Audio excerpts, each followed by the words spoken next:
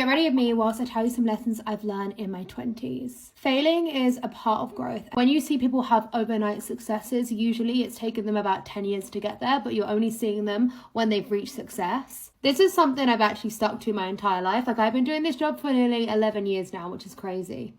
Do the hard things first. This actually builds a lot of discipline, reduces stress, and just makes everything else feel a lot easier. Not to be so hard on myself. Striving for big goals is such a great thing, and I'm not gonna lie, it's got me to where I am today. However, I feel like plateau acceptance is important too. Honestly, it's normal to maybe not have found the love of your life yet, or to not be in the position where you want to be. That's completely normal. Like, in our 20s, it is hard. I'm actually very grateful for how hard I've been on myself. It's got me to where I am. But at the same time, there's been times where actually it's just affected my mental health so badly. Gosh, one thing I need to learn is this foundation color is not right. Power of saying no. When you say no to things, it actually allows you to create space for things that actually truly matter.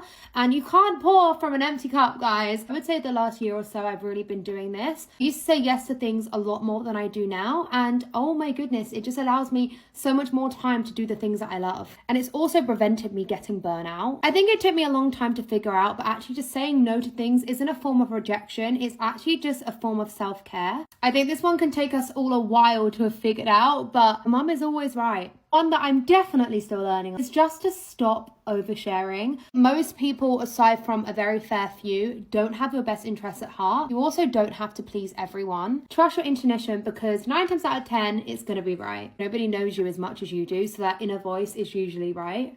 This goes for career, but especially a relationship.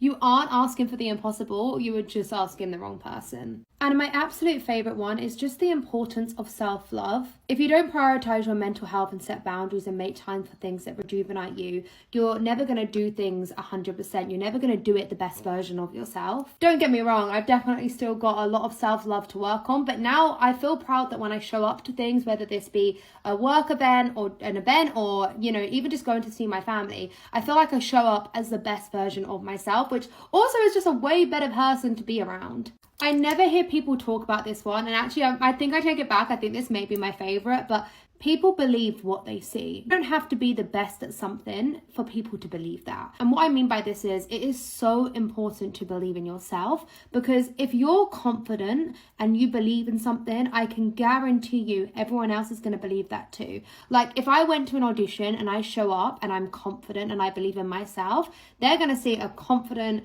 young woman who believes in herself, and if she thinks she's good enough, we think she's good enough. It's okay to cut negative people out of your life. I don't even know how many of these I've done. I feel like the list could go on and on. Don't get me wrong, I'm